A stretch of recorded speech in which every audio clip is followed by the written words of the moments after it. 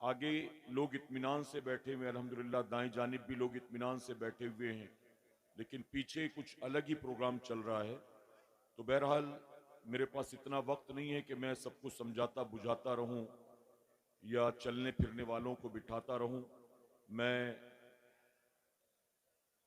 मुझे जो वक्त दिया गया है उस वक्त में अपनी बात को आपके सामने रखने की कोशिश करूंगा।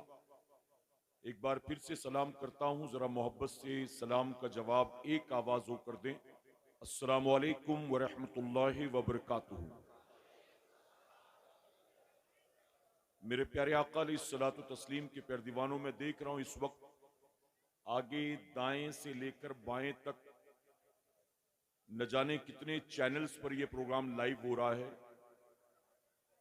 अब आप बताइए कि जिन जिन चैनल्स पर यह प्रोग्राम आज का लाइव हो रहा होगा और दुनिया भर से जहां कहीं से भी लोग इन चैनल्स के जरिए ऑनलाइन जुड़े होंगे और बार बार स्टेज से कहा जाएगा बैठ जाइए बैठ जाइए बैठ जाइए, तो दुनिया वालों को आपके इलाके से क्या मैसेज मिलेगा? आप बताइए, कोई पॉजिटिव पैगाम जाएगा यहां से?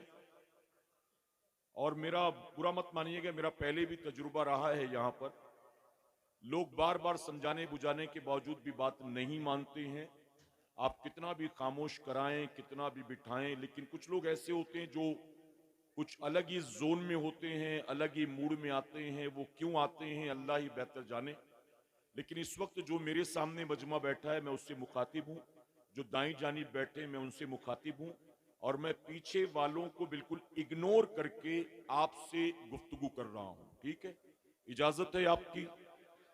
मोहब्बत से जो सुनना चाहते हैं कहें सुभान अल्लाह, अल्हम्दुलिल्लाह, अल्हम्दुलिल्लाहि रब्बिल आलमीन वल आकिबतु लिल मुत्तकीन वस्सलातु वस्सलामु अला सय्यदिल अंबिया वल मुरसलीन, अम्मा बाद, फ़ाऊज़ु बिल्लाहि मिनश शैतानिर रजीम, बिस्मिल्लाहिर रहमानिर रहीम। या अय्युहल्लज़ीना आमनुत्तकुल्लाह वकूनू मास सादिकीन, सदक़ल्लाहु मौलाना अलीउल अज़ीम।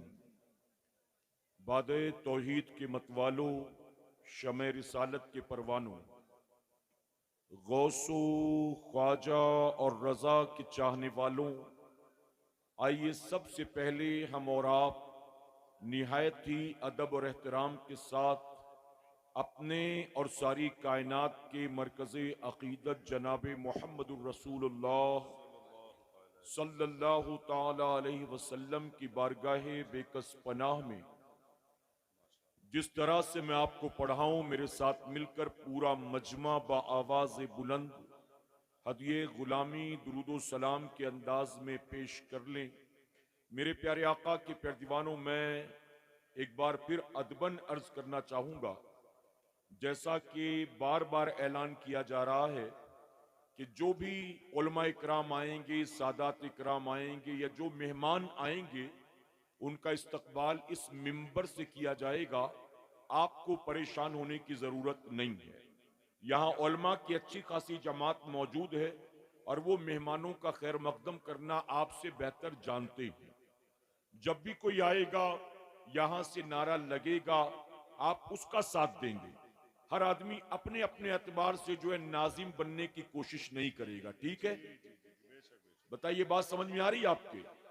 और मेरे प्यारे आका के प्यारे दीवानों, एक बात और अर्ज कर दूं मैं, जैसा कि सैयद साहब भी नाजिम साहब भी बार बार बैठने के लिए लोगों से कह रहे थे, अब अगर मुझे जो वक्त दिया गया है मैं पूरे टाइम बिठाता ही रहूं ना तो भी लोग नहीं बैठने वाले हैं। मेरा टाइम खत्म हो जाएगा लेकिन लोग बैठने वाले नहीं। गलत तो नहीं कह रहा हूं मैं? और मेरे प्यारे आका के प्यारे दीवानों, मेरा ये अपना तजुर्बा है, मैं ऐसे लोगों को खातिर में भी नहीं लाता हूं। क्यों? क्योंकि जिनको एक छोटी सी रिक्वेस्ट समझ में नहीं आती है, उनको 1.5 घंटे की तकरीर कहां पल्ले पड़ने वाली है। जिनसे कहा जाता है बैठ जाइए, उनको वो समझ में नहीं आता। उनको कहा जाएगा झूठ मत बोला करो, गाली मत दिया करो, नमाज की पाबंदी किया करो, माँ बाप का एहतराम किया करो, नाच गाने से नफरत करो। समझ में आएगी कोई बात उनके। जी, जब कहा जा रहा है बैठ जाओ, वो समझ में नहीं आया तो कुछ लंबी भी चौड़ी समझ में नहीं तकरीर आया। कहां से समझ में हाँ आने हाँ हाँ, वाली। बेशक बेशक, तो मैं सही बात ऐसों है के जी। पीछे अपना टाइम वेस्ट नहीं करता हूं। आहा, मैं ऐसों से गुफ्तगू करता हूं जो बात को सिर्फ सुनने नहीं बल्कि समझने के लिए आकर बैठे होते हैं।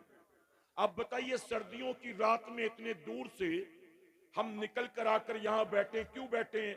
भीड़ देखने आए हैं, मेला देखने आए हैं, हंगामे के लिए आए हैं, क्यों आए हैं?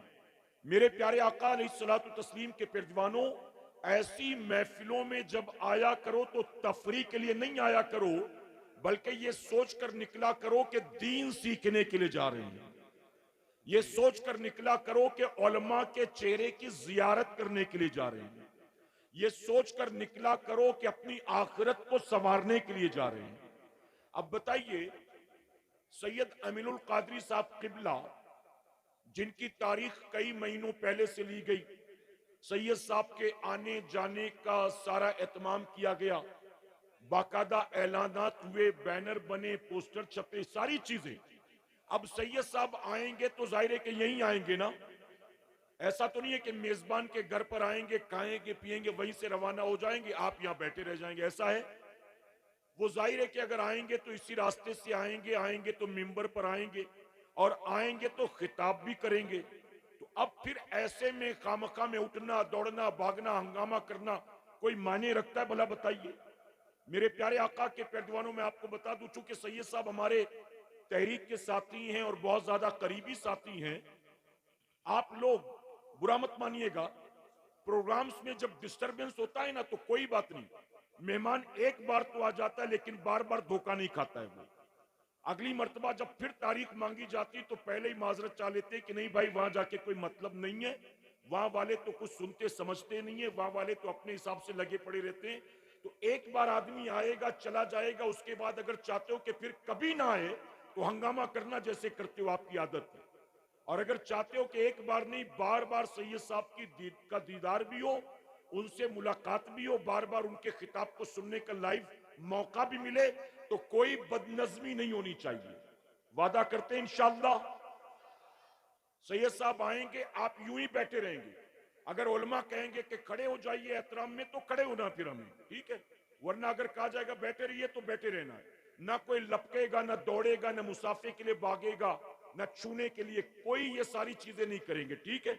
मेरे प्यारे आका के पैरजवानों, मैं जानता हूं आपकी मोहब्बत अल्हम्दुलिल्लाह सादात इकराम से, अहले बैत के इत्तेहार से, लेकिन मैं माजरत के साथ कहता हूं कि लोग सैयद साहब के साथ ऐसे पेश आते हैं, कहीं किसी का नाखून लगता है, कहीं आंख में उंगली लगती है, कहीं कुर्ता पड़ जाता है, और फिर वो कमरे में आने के बाद बताते भाई ये मोहब्बत है लोगों की, देखिए आंख में नाखून मार दिया, अमामा गिर गया, कुर्ता फट गया, ये काहे की मोहब्बत है? अब बताइए, औलादे गौसे आजम के साथ ये सलूक अगर गौसे आजम के जमाने में हुए होते तो क्या करते आप लोग? ये एहतराम है अहले बैत का, ये एहतराम है उलमा का। मेरे प्यारे आका के पैरजवानों, हमें दीदार हो जाए उलमा का, हमारे लिए यही काफी है। सबको चुमना, चाटना, लपकना, गिरना पड़ना जरूरी है सबके ऊपर? बताइए है? और मेरे प्यारे आका अलैहिस्सलातु तस्लीम के पैरजवानों, ये भी सुन लें, सिर्फ सैयद अमीनुल कादरी साहब किबला नहीं, यहां उलमा इकराम की अच्छी खासी लंबी चौड़ी जमात बैठी है, और ये वो लोग बैठे हैं जिनके बारे में खुद हुजूर अकरम सल्लल्लाहु अलैहि वसल्लम ने फरमाया कि जिसने किसी आलिम को देखा उसने गोया मुझे देखा। एक रात में, एक महफिल में, एक साथ कई उलमा के चेहरों की जियारत का मौका मिला है, ये कोई कम सआदत है? उसके बाद में कहोगे धक्का भी मारेंगे मौलाना को, हाथ भी खींचेंगे मौलाना का, लपक के चूमेंगे भी, ये बताइए अदब के खिलाफ है कि नहीं है? तो थोड़ा सा सीखे, ये छोटी छोटी चीजें, लेकिन इसका सीखना बहुत जरूरी है। मेरे प्यारे आका अलैहिस्सलातु तस्लीम के पैरजवानों, आप आले रसूल पर, औलादे गौसे आजम पर, आप उलमा इकराम पर, सादात इकराम पर मोहब्बत की बुनियाद लपकते हैं, धक्के मारते हैं, नोचते हैं, खींचते हैं, ये सारी चीजें जाहिर है कि उन्हें तकलीफ देती है, और ये तकलीफ देकर आप सवाब के हकदार नहीं होते, गुनाहगार होते हैं। किसी मोमिन को धक्का देना भी हराम है, किसी मोमिन को। फिर किसी आलिम को धक्का दें, किसी सैयदजादे को धक्का दें, क्या बताइए ये हराम नहीं होगा? मेरे प्यारे आका के पैजवानों, मोमिन की दिल आजारी हराम, मोमिन को मामूली सी तकलीफ पहुंचाना हराम।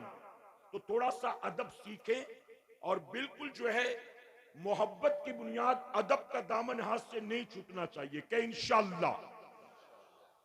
हजरे अस्वद को चूमने पर भी सवाब है, लेकिन अगर धक्का मुक्की के इम्कानात है, वहां ना पहुंच सके तो इशारे से भी चूमेंगे तो अल्लाह इस पर भी सवाब अता फरमाएगा। अगर आपको बासानी दस्तबोसी का मौका मिल जाए, बासानी आपको मुसाफे का मौका मिल जाए, अल्हम्दुलिल्लाह। नहीं मिलता तो कोई बात नहीं, हमें जियारत का मौका मिल गया, ये भी काफी है, ठीक है। मेरे प्यारे आका के पैजवानों, मैं तमहीद के तौर पर ये कुछ बातें अर्ज कर रहा हूं आपको। असल खिताब सैयद साहब का ही सुनना है इंशाअल्लाह। मैं मुख्तसर वक्त के लिए आया हूं। मुझे जो उन्वान दिया गया है उस उन्वान पर लंबी चौड़ी गुफ्तगू करने का मौका नहीं है, लेकिन तमहीद के तौर पर दो चार बातें आपको समझाऊंगा, इस उम्मीद के साथ कि जो मैं समझा के जा रहा हूं आप इस पर अमल करेंगे इंशाअल्लाह। अब जिस तरह से मैं पढ़ाता हूं, पूरा मजमा एक आवाज होकर मेरे साथ मिलकर पढ़े।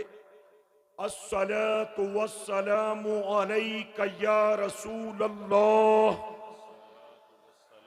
अलैका या रसूल अल्लाह, अस्सलातु वस्सलामु अलैका या हबीब अल्लाह, अस्सलातु वस्सलामु अलैका या हबीब अल्लाह, अस्सलातु वस्सलामु अलैका या नबी अल्लाह, अस्सलातु वस्सलामु अलैका या नबी अल्लाह, व अला आलिका व अला आलिका व अस्हाबिका व अस्हाबिका या नूर अल्लाह या नूर अल्लाह सल्लल्लाहु ताला सल्लल्लाहु तआला अलैहि वसल्लम। अलैका वसल्लम। रब्बे काबा की बारगाह में दुआ है, मौला अपने हबीब साहिब लौलाक सल्लल्लाहु ताला अलैहि वसल्लम के सदक़ फैल हम तमाम हाजरीन और सामीन को तू माहे रजब की बरकतों से भरपूर माला माल फरमा। मौला हमें खैर वाफियत के साथ माहे शाबान व माहे रमजानुल मुबारक नसीब फरमा और इन बाबरकत महीनों का हमें एहतराम करने, इनका हक अदा करने, खूब इबादतें करके तुझे राजी करने की तौफीक नसीब फरमा। और इन महीनों में तू अपने जिन जिन बंदों और बंदियों की बख्शिश फरमाने वाला है, उनमें हम गुनाहगारों को, हमारे वालिदैन को, हमारे अहलो अयाल को और तमाम ईमान वाले भाइयों और बहनों को भी शामिल फरमा।